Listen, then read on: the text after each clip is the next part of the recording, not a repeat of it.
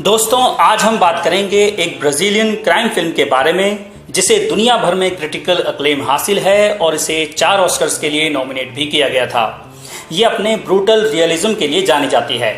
मैं बात कर रहा हूं 2002 में आई पोर्टुगीज फिल्म सिदादे de Deus यानी सिटी ऑफ गॉड के बारे में। इसे डायरेक्ट किया है फर्नांडो मेरोलिस ने। ये पाओलो लिंस की सेम नाम की नॉवल पर बेस्ड है। इसमें मेन कैरेक्टर्स निभाए हैं अलेक्जेंड्रे रोड्रिगेज, लियांड्रो फोमिनो डोहोरा, फिलिप हागेनसन, डगलस सिल्वा, एलिस ब्रागा और सियू जॉर्ज ने। इस वीडियो के 2 पार्ट्स होंगे और इस पार्ट में पहले मैं आपको इसकी पूरी कहानी बताऊंगा, फिर बात करेंगे इसके कुछ थीम्स या सिंबॉलिज्म्स के बारे में और आखिर में इसकी पूरी एनालिसिस के बारे में बात करेंगे। ये सब जानने के लिए इस वीडियो को एंड तक देखिएगा।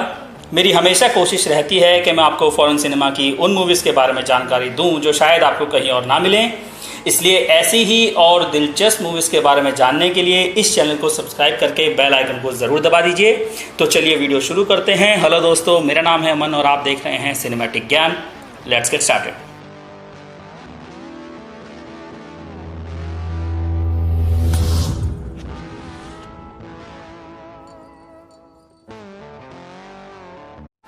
तो दोस्तों, फिल्म शुरू होती है एक फवेला यानी कि ब्राज़ील के एक स्लम एरिया में जिसका नाम है सिटी ऑफ गॉड।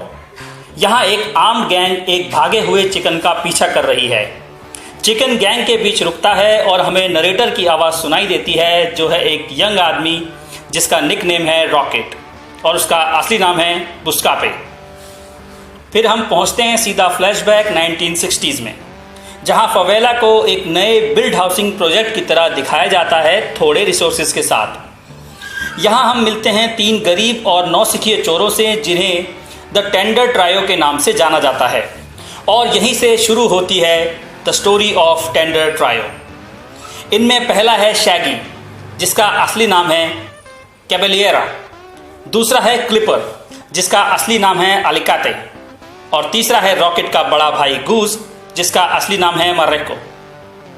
ये बिजनेस ओनर्स को लूटते हैं और उस कम्युनिटी से पैसा शेयर करते हैं जो उन्हें इसके बदले पुलिस से छिपाए रखती है। लिल डाइस नाम का एक यंग लड़का उन्हें एक मोटेल में घुसकर वहां ठहरे हुए लोगों को लूटने के लिए मना लेता है। ये गैंग फैसला लेती है कि वो वहां किसी को मारेंगे नहीं, सिर्फ पैसा चुराएंगे और वो लिल डाइस को बाहर नज़र रखने के लिए छोड़ जाते हैं। उनकी प्लानिंग ये होती है कि अगर पुलिस आई तो लिल डाइस उन्हें एक खिड़की पे शूट करके वार्निंग देगा। वो ऐसा करता तो है पर वो उन्हें एक झूठी वार्निंग देता है कि पुलिस आ रही है। मोटेल में लिल डाइस की वजह से कई लोगों की मौत हो जाती है और ये मैसेकेर पुलिस का ध्यान अपनी तरफ खींचता है। इस चीज़ से मजबूर होकर टेंडर ट्रायो वहाँ से एक कार में भाग जाता है। उनकी कार वहाँ छोटा बार चलाने वाले शॉर्टी के बार से टकरा जाती है और वो कार वहीं छोड़कर जंगल की तरफ भाग जाते हैं। पुलिस उन्हें ढूंढते हुए उस बार तक पहुंचती है और शॉर्टी उन्हें बता देता है कि वो लोग जंगल में छिपे हुए हैं। पुलिस के डर से वो जंगल से निकल जाते हैं और उनको अलग होना पड़ता है, जिसमें क्लिपर चर्च को ज्वाइन कर लेता है और एक पुलिस वाला एक्सीडेंटली उसे गोली मार देता है।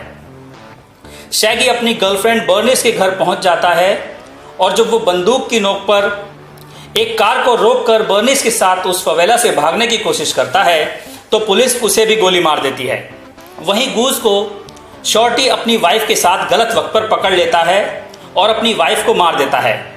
पुलिस शॉर्टी को अरेस्ट कर लेती है और गूज मुश्किल से वहां से बच पाता है।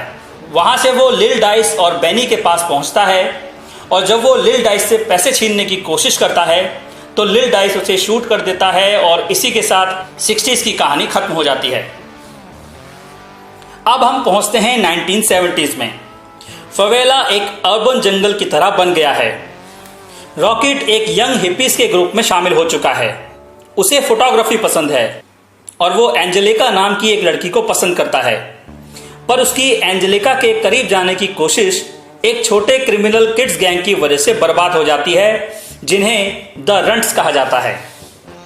इस वक्त एंजेलिका टियागो नाम के एक लड़के को डेट कर रही होती है। एक बार वो रॉकेट से कुछ ड्रग्स लाने को कहती है। उसे इम्प्रेस करने के लिए वो अपने पुराने क्लासमेट और लोकल ड्रग बॉस ब्लैकी के पास जाता है जो एक अपार्टमेंट से ड्रग डील करता है।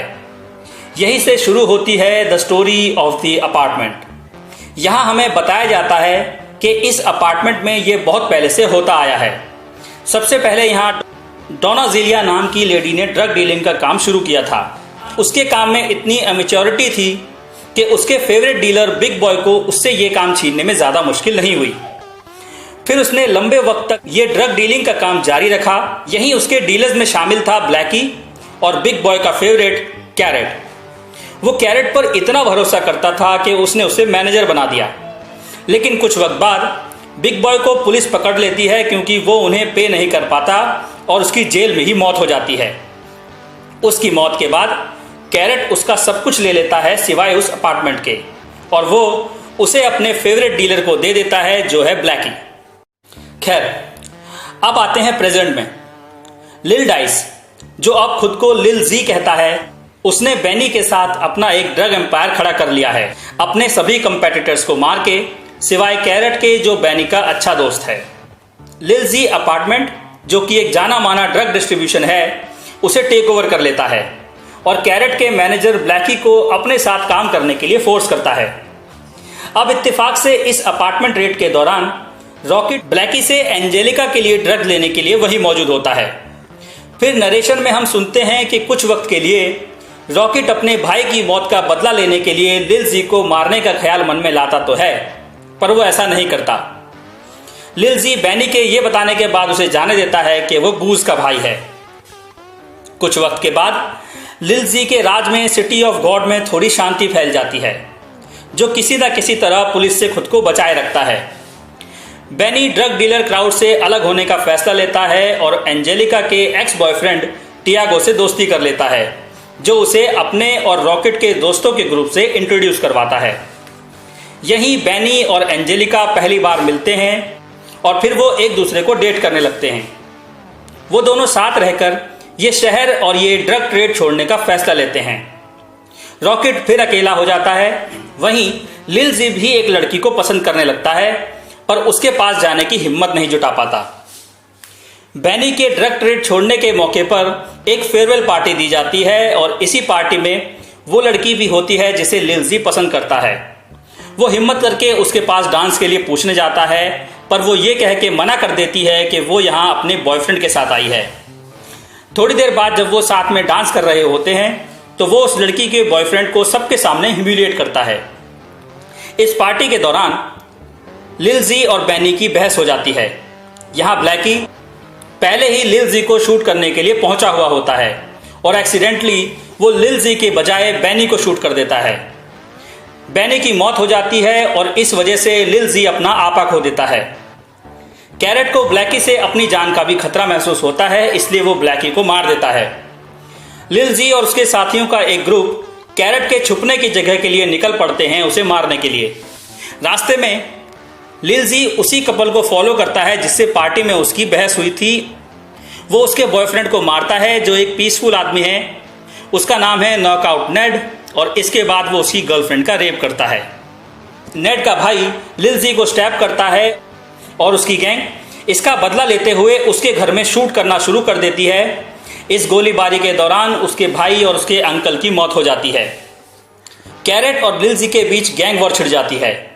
मन में बदले की आस लिए हुए नेड इसमें कैरेट की साइड चला जाता है, पर वो एक हुड बनने के लिए शर्त रखता है कि वो कभी किसी इनोसेंट आदमी को नहीं मारेंगे। यहीं से शुरू होती है द स्टोरी ऑफ नॉकआउट नेड। ये वॉर 1 साल तक भी चलती रहती है। साल है 1981 और अब वो लोग ये भी भूल चुके होते हैं कि ये वॉर असल में शुरू कैसे हुई थी। दोनों ही पक्ष ज्यादा से ज्यादा लोगों को अपने साथ जोड़ लेते हैं और लिल जी द रंट्स को हथियार सौंप देता है। एक दिन लिल जी रॉकेट को अपनी और अपनी गैंग की फोटोज लेने के लिए बुलाता है। AA रिपोर्टर ये फोटोज पब्लिश कर देती है। इस बात की इंपॉर्टेंस बहुत ज्यादा थी क्योंकि अब कोई भी सिटी ऑफ गॉड में सेफली एंटर नहीं कर सकता है।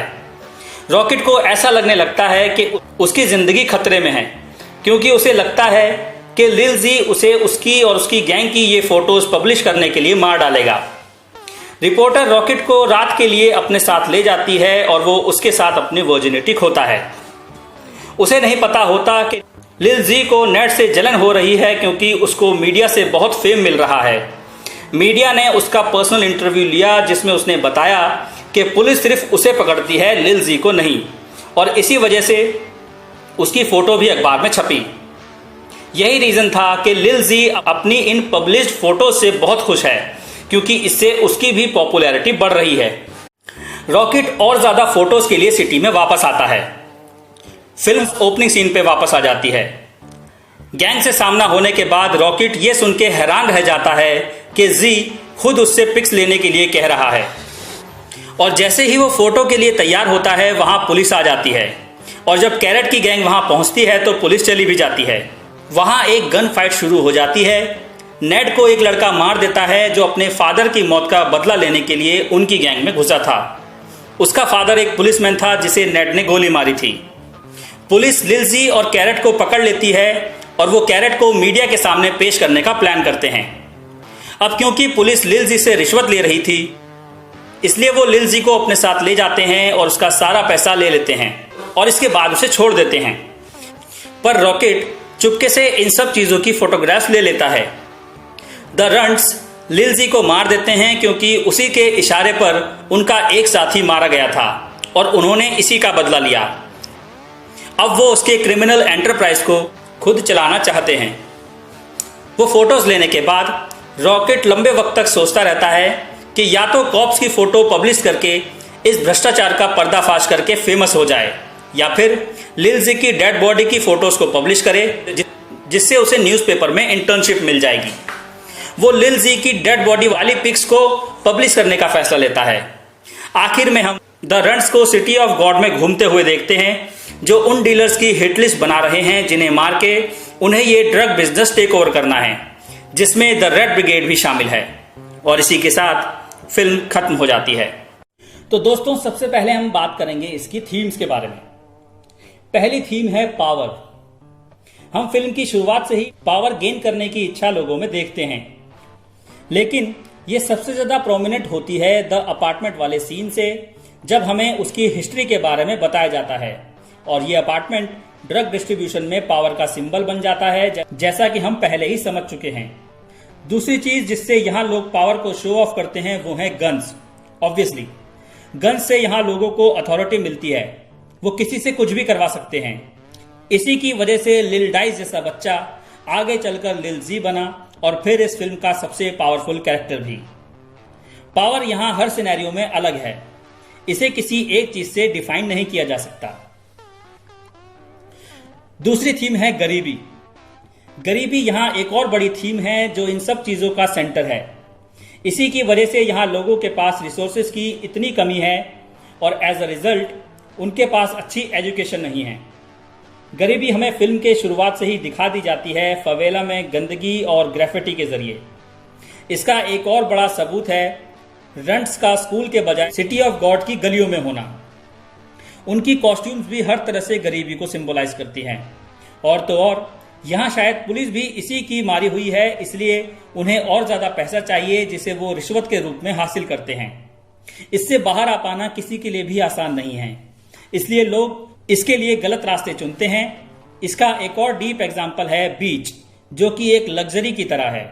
The sun is for everyone, the beach is for those who deserve it.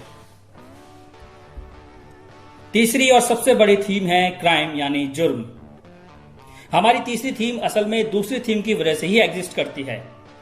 लोग और चीजों की बजाय क्राइम में करियर बनाना ज्यादा पसंद करते हैं क्योंकि इससे वो इजीली अपने और अपने परिवार के लिए जरूरत की चीजें प्रोवाइड करवा सकते हैं।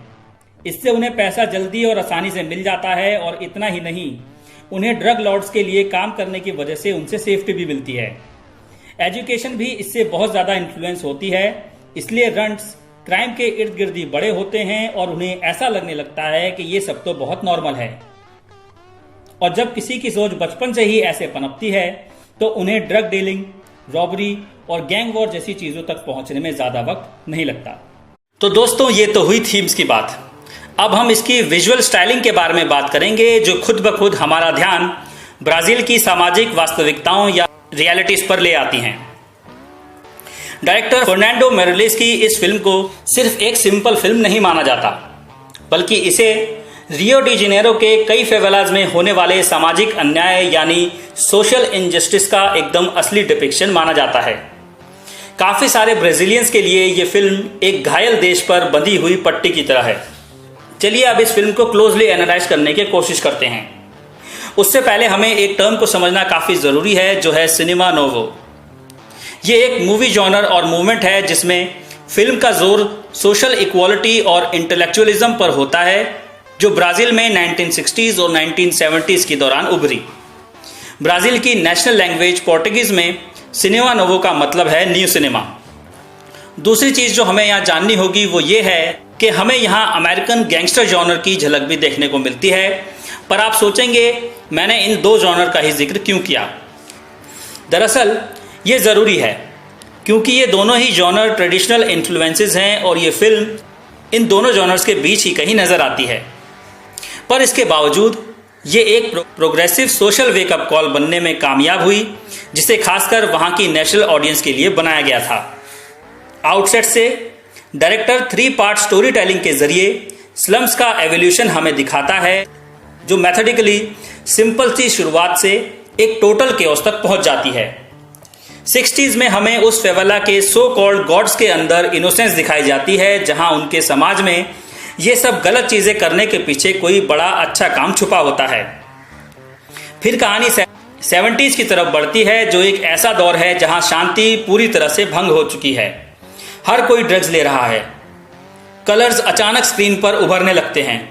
ब्लू और ग्रीन जैसे कलर्स का यूज फर्स्ट पार्ट में नजरअंदाज किया गया, वो सेकेंड पार्ट में खुल के सामने आए। पर जैसा कि शैगी की गर्लफ्रेंड बर्निस फिल्म में कहती है, a hood does not stop, he merely takes a break. तो जब आखिरी अच्छा गैंगस्टर बैनी 70s के एंड में मारा जाता है तो कैमरा अपना कंट्रोल खो देता है और आखिरी कहानी की तरफ बढ़ता है, जो बहुत ही डार्क है, जिसे ड्रग लॉर्ड्स डोमिनेट करते हैं, जहां गैंग लीडर्स हैं, जलन है, बदला है और हाँ, बहुत सारे हथियार भी हैं। यहाँ लगने लगता है कैमरा की अपनी ही एक जिंदगी है। ऐसा लगने लगता है कि कैमरा अपने आप में ही किसी हथियार की तरह काम कर रहा है। फवेला 80s में तलवार की धार पर खड़ा होता है, जहां हर आदमी, हर बच्चा सिर्फ खुद के लिए जीता मरता है। इस तरह डायरेक्टर हमें 3 वक्त में ये इवोल्यूशन दिखाते हैं, जिसमें पहला बाकी के कंपैरिजन में नॉर्मल था, दूसरे में दुख और यातना ज़्यादा थी और तीसरा आते आते ये लगभग एक नरक बन चुका था। फिल्म का स्ट्रक्चर हमें यह समझाता है कि अगर हमें आज के फवेला को समझना है तो हमें उसके पास्ट को जानना बहुत ही ज़्यादा ज़रूरी है। दोस्तों, अब हम इस फिल्म में गेम्स या गेम्स खेलने की अहमियत की तरफ नजर डालेंगे। सिटी ऑफ गॉड के शुरुआती दिनों में ही कैमरा अक्सर हमारा ध्यान इन बैंडिट्स के हीरोइक स्टेटस की तरफ ले जाता है, लो एंगल्स और स्टैटिक शॉट्स के क्लासिकल कॉम्पोजिशंस के जरिए। सिनेमेटोग्राफर सीजर शार्लन ने 60s वाला पार्ट शूट करने के लिए वाइड ओपन लेंसेज का इस्तेमाल किया। फिल्म मेकर्स के लिए सिटी को वार्म और ज़्यादातर पीसफुल जगह की तरह शूट करना ज़रूरी था, जहां लोग सिर्फ अपनी बुनियादी ज़रूरतों के लिए चोरी करते हैं। यहाँ तक कि रॉकेट की वॉइस नरेशन में भी वो शहर के सबसे खतरनाक डकैतों को बदमाश या एमेचोर्स कह के डिस्क्राइब करता है, ना कि किसी डरावने गैंगस्टर की तरह। ये डर कहानी में उसी वक्त दाखिल होता है जब बड़े हो चुके लिल्जी की कहानी में एंट्री होती है। शुरुआत में ही रॉकेट हमें इन्फॉर्म करता है कि सिटी ऑफ गॉड को समझने के लिए शैगी की कहानी को समझना ज़रूरी है, जो गूज और क्लिपर के साथ टेंडर ट्रायो का हैप्पी मेंबर था। जैसा कि नाम से ही पता चलता है, ये तीनों ही एक फन लविंग और हंसी मजाक करने वाले टीनेजर्स थे जो फुटबॉल खेलने, प्यार में पड़ने और जल्दी पैसा कमाने के लिए जीते हैं। वो अपने बड़े भाई होने के रोल को काफ़ी सीरियसली लेते हैं और उन्हें एजुकेशन की इम्पोर्टेंस के बारे में भी पता है, बावजूद इसके कि वो खुद अनएजुकेटेड हैं। जैसे कि गूज अपने भाई को हमेशा स्कूल जाने को कहता है और उससे वादा लेता है कि वो कभी बंदूक को हाथ नहीं लगाएगा। और यही नहीं, जब वो गैस ट्रक को लूटते हैं तो उनका मेन ऑब्जेक्टिव होता है इस पैसे को लुटा देना बजाय उसे अपने लिए इस्तेमाल करना। रॉबरी के फौरन बाद ट्रायो कैश का बंडल कुछ यंगस्टर्स के लिए हवा में उछालता है ताकि वो नई फुटबॉल्स खरीद सकें। हम गूज को भी अपने छोटे भाई को पैसे देते हुए देखते हैं, जिसमें वो उसे इंस्ट्रक्शन देता है कि ये पैसे फादर को दे देना। इस तरह का निस्वार्थपन हमें फिल्म में दोबारा देखने को नहीं मिलता, क्योंकि लोगों में फेमस होने की और पैसों की लत बढ़ती चली जाती है।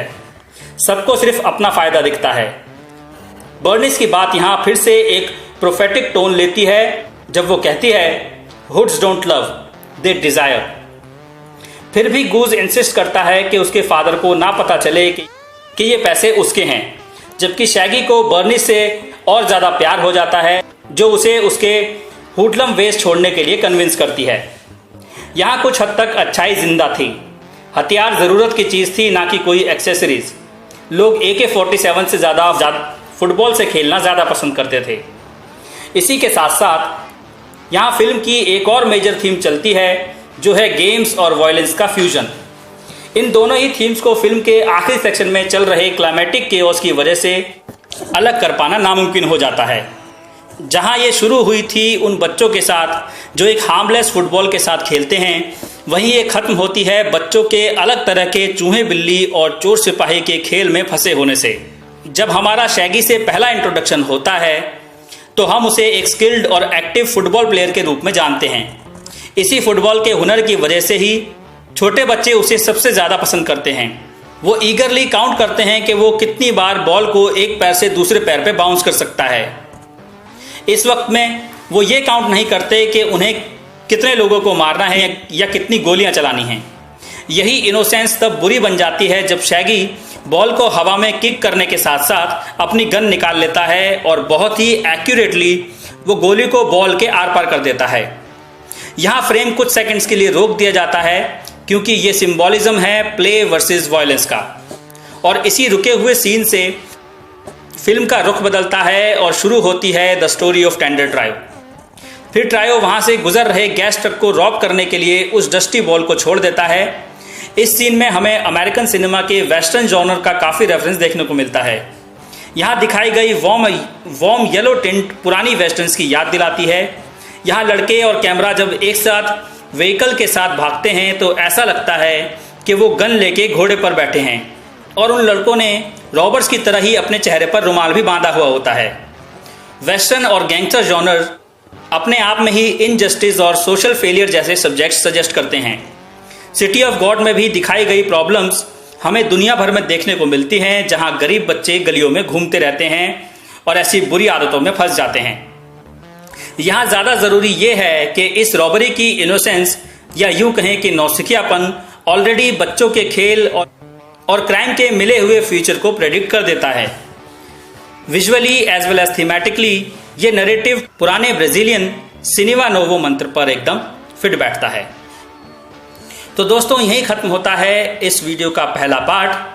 अगले वीडियो में हम चलेंगे फिल्म के नेक्स्ट सेक्शन की तरफ और इस फिल्म को और ज़्यादा डिटेल में समझने की कोशिश करेंगे और हम इसके कई मेन सीन्स को भी एनालाइज करेंगे। आई होप आपको ये मूवी थोड़ी बेहतर तरीके से समझ आ गई होगी और मैं उम्मीद करता हूं कि आपको ये वीडियो अच्छी लगी होगी। अगर अच्छी लगी है तो उसको लाइक कीजिए।